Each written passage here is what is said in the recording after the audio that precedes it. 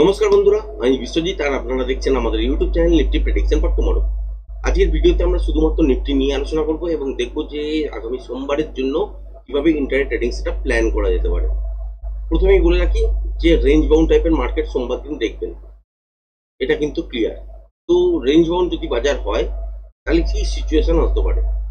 প্রথমে হচ্ছে hourly time frame অনুযায়ী যদি দেখেন আপ ট্রেন্ডে আছে, ডেলি ফ্রেম অনুযায়ী যদি দেখেন আপ ট্রেন্ডে আছে, তাহলে উপরের দিকে ততদূর পর্যন্ত যাওয়ার জায়গা আছে কোথায় রেজিস্ট্যান্স ক্রস করতে পারে 26,277, যেটা লাইভ হাই হয়ে আছে অলরেডি আগে, সেইটাকেই কিন্তু চেস করতে যাচ্ছে। তার মানে এখান থেকে যদি ব্রেক করেও যে চলছে বা ইন্ট্রাডে হিসাবে কখনো তলায় কখনো উপরে, এইরকম সিচুয়েশন যে দেখছেন, আলটিমেট কিন্তু ট্রেন্ড হচ্ছে উপরের দিকের জন্য আপ ট্রেন্ডেই আছে। এখানে কিন্তু কোনো রকম রেজিস্ট্যান্স নেই। বাজার নিজের মতন করে যেরকম যেরকম মুভমেন্ট করবে, সেই মুভমেন্টটা বাজার নিজের মতন করে রেজিস্ট্যান্স ফেস করানো শুরু করছে। সুতরাং আগের দিন দেখেইছেন যে এই লেভেলটাকে ব্রেক করার পর উপরের দিকের জন্য গেছে, মোটামুটি একটা মুভমেন্ট পেয়েছিলাম, তারপরে এখানে গিয়ে ফেসে গেছে। কিন্তু আলটিমেট এখানে কিন্তু ফাঁসার কোনো জায়গা নেই, কারণ ডেলি ফ্রেম যদি দেখেন তাহলে আপনাদের সাথে কিন্তু আগেও আমরা চর্চা করেছি, ডেলি ফ্রেম অনুযায়ী যদি দেখেন এখানে কিন্তু কোনো রকম, আগেও যদি দেখেন এখানে কিন্তু কোনো রকম রেজিস্ট্যান্স ফেস করার কোনো জায়গা নেই। সুতরাং উপরের দিকের জন্য যেতে কোনো বাধা নেই।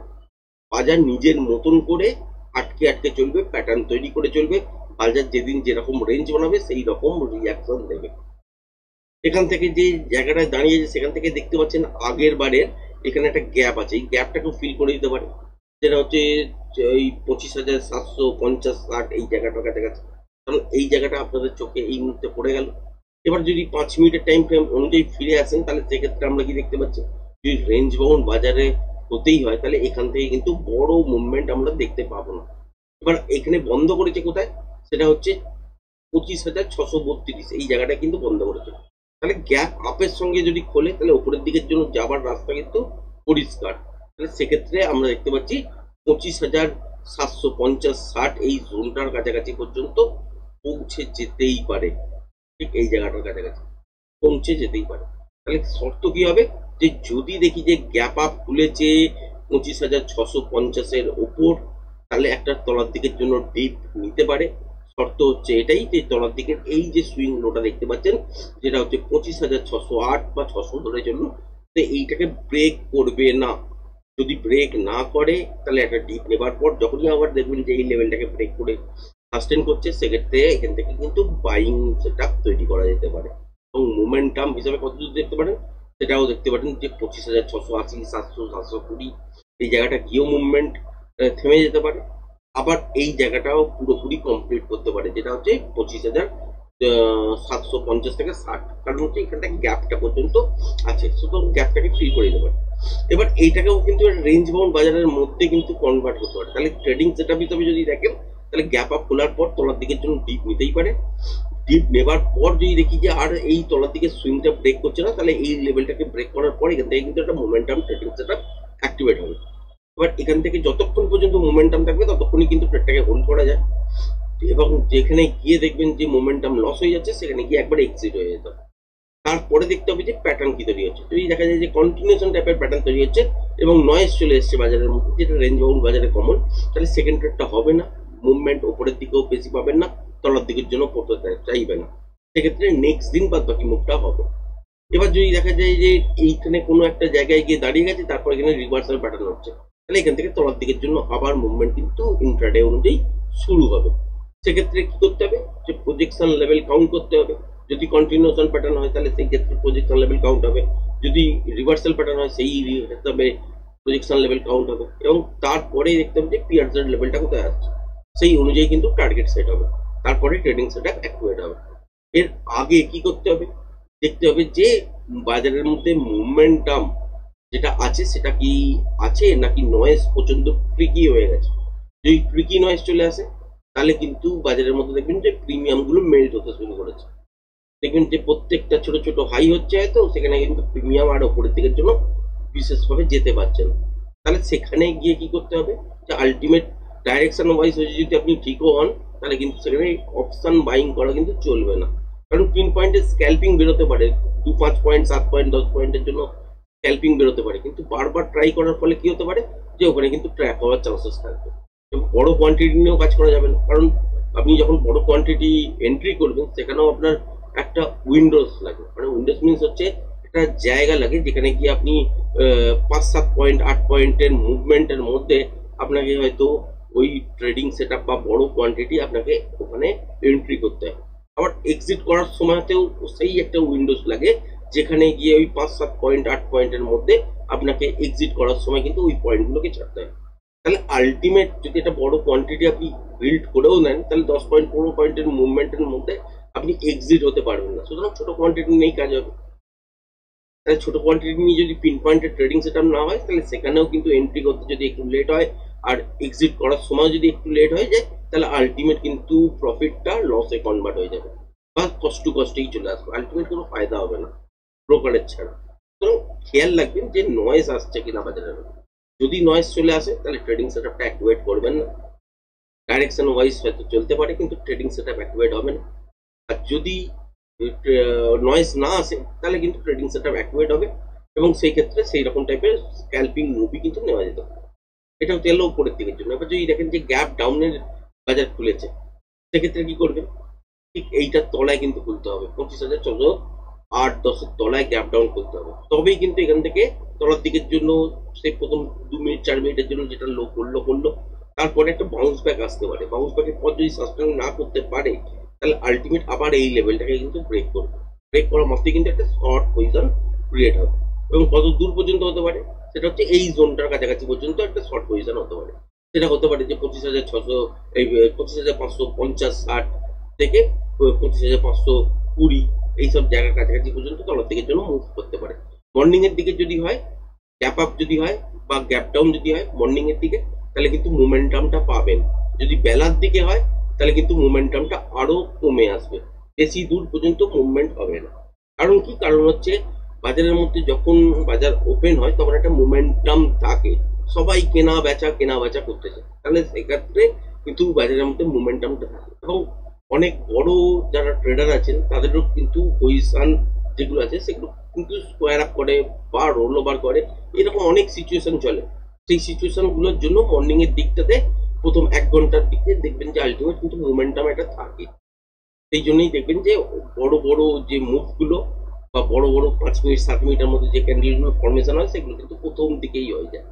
তাহলে এই যে সিস্টেমটা তৈরি হয়ে আছে অলরেডি আমরা রেগুলার দেখি, তাহলে সেই অনুযায়ী যদি দেখি তাহলে গ্যাপ ডাউনের সঙ্গে খুলতে পারে। একটা বাউন্স যদি নেওয়ার পর যদি দেখি যে আর সাস্টেন করছে না, তলার দিকের জন্য ব্রেক করছে, তাহলে একটা মোমেন্টাম ট্রেডিং সেটআপ অ্যাক্টিভেট হবে। যতক্ষণ পর্যন্ত মোমেন্টাম থাকবে ততক্ষণ পর্যন্ত ট্রেডটাকে হোল্ড করা যায়। মোমেন্টাম যেখানে গিয়ে দেখবেন লস হয়ে গেছে, তাহলে সেখানে গিয়ে একবার এক্সিট। তারপরে কি দেখতে হবে? তারপরে দেখতে হবে যে বাজারের মধ্যে প্যাটার্ন কি তৈরি হচ্ছে। যদি এই জায়গাটার কাছাকাছি চলে এলো, ধরে নিন এই জোনটার কাছাকাছি কোনো একটা জায়গায় চলে এলো, তারপরে কি হতে পারে? এখানে দেখতে হবে যে প্যাটার্ন কি তৈরি হচ্ছে। এখানে রেঞ্জ বাউন্ড যদি সিচুয়েশন হয় তাহলে এখান থেকে কন্টিনিউশন প্যাটার্ন হবে না, আর যদি হয় তাহলে আর বেশি সেকেন্ড হাফের জন্য মুভমেন্ট পাবেন না। তাহলে কন্টিনিউশন প্যাটার্ন হতে পারে, চান্সেস থাকবে, কিন্তু নেক্সট দিনের জন্য হতে পারে। তার মানে সেই দিন আর এখানে আপনি মুভমেন্ট সেরকম বেশি পাবেন না, এখানে একটু কি নয়েজ চলে আসবে, আর তার ফলে কি হবে যে সেকেন্ড হাফটা কিন্তু অপশনের যে প্রিমিয়াম আছে সেটা কিন্তু মেল্ট হতে থাকে এবং নেক্সট দিন দেখবেন যে এই মুভটাকে ব্রেক করে কন্টিনিউশন প্যাটার্ন তলার দিকের জন্য তৈরি হচ্ছে। সেই অনুযায়ী প্রোয়েক্সার লেভেল কাউন্ট করার পর ট্রেডিং সেটআপ অ্যাক্টিভেট করতে হবে। আর যদি দেখেন যে 11টা 11:30টার মধ্যেই এই জায়গাটা চলে এসছে এবং কোনো নয়েজ সেরকম নেই, বাজার ছোট মুভমেন্টের মধ্যেই আছে কিন্তু বাজার ছোট, এখানে রিভার্সাল প্যাটার্ন তৈরি হচ্ছে, সেক্ষেত্রেও আমরা কিন্তু এখানে প্রজেকশন লেভেল কাউন্ট করবো। কাউন্ট করার পর আলটিমেট উপরের দিকে পিরিয়ড সেট লেভেল দেখবো কত দূর আছে, তারপর ট্রেডিং সেটআপটা অ্যাক্টিভেট করবো। যদি নয়েজ চলে আসে তাহলে ট্রেডিং সেটআপ অ্যাক্টিভেট হবে না।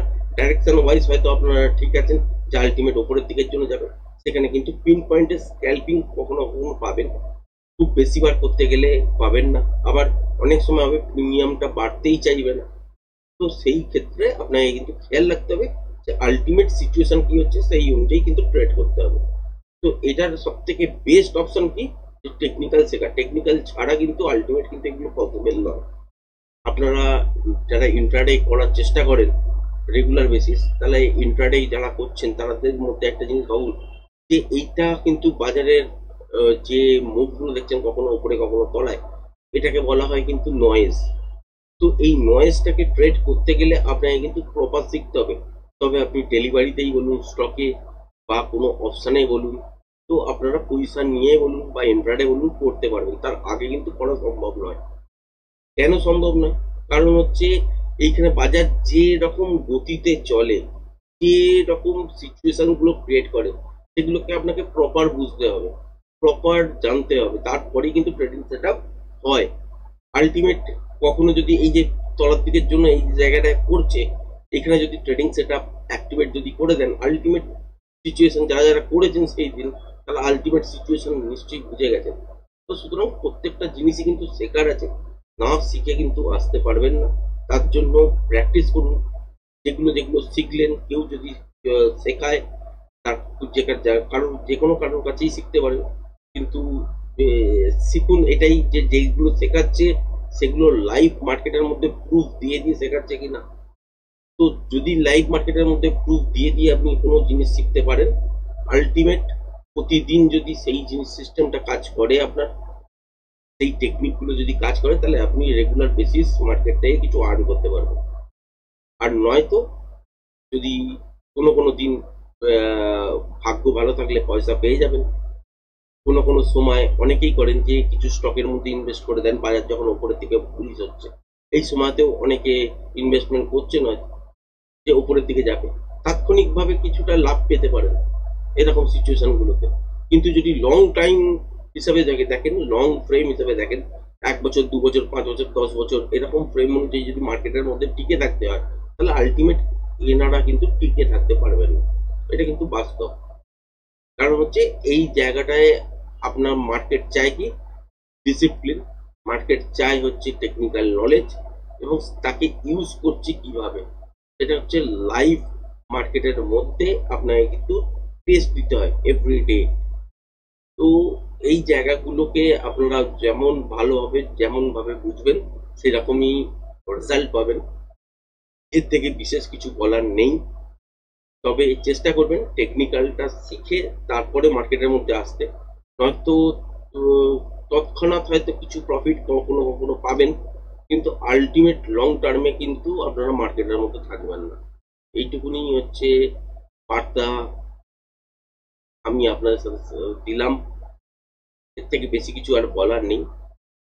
সকলেই মোটামুটি বুঝতে পারছেন যে মার্কেটের মধ্যে যেমন সুন্দর দেখতে লাগে উপর থেকে, কিন্তু ultimate trade, real time trade করতে গেলে সেই রকম সুন্দর লাগে না। কিন্তু সেই ম্যাজিকটা করা সম্ভব যদি টেকনিক্যালটা প্রপার শেখেন। প্রপার শেখার জন্য ইউজ করুন, যে যেখানেই শিখুন না কেন, যে মাধ্যম দিয়েই শিখুন না কেন, যেটা যেটা শিখছেন সেগুলোকে টেস্টিং এর মোডে রাখুন, টেস্টিং মোডে আনুন। লাইভ মার্কেটের মধ্যে পরীক্ষা করুন যে আলটিমেট যেটা শিখলাম সেটা রেগুলার বেসিস দেখতে পাচ্ছি কিনা, আর যেটা শিখেছি সেটা রোজ দিন কাজে দিচ্ছে কিনা। যদি দেখেন যে সেম যে জিনিসগুলো শিখছেন আস্তে আস্তে সেগুলো এভরিডে মার্কেটের মধ্যে ঘটনাগুলো ঘটছে এবং প্রত্যেকটা দিন কাজে লাগছে, তাহলে আপনি ঠিক পথে আছেন। নয়তো জানবেন আপনি ভুল পথে আছেন। বা যার কাছে শিখছেন সেখান থেকে লাইভ প্রুফ, আপনি মার্কেটে লাইভ ক্লাস যেটাকে বলা হয় সেটা নেওয়ার চেষ্টা করুন, তবেই কিন্তু আলটিমেট শিখতে পারবেন। তারপরে অনেক প্র্যাকটিস করতে হবে, শুধু ওইটুকুনিতেই হয় না।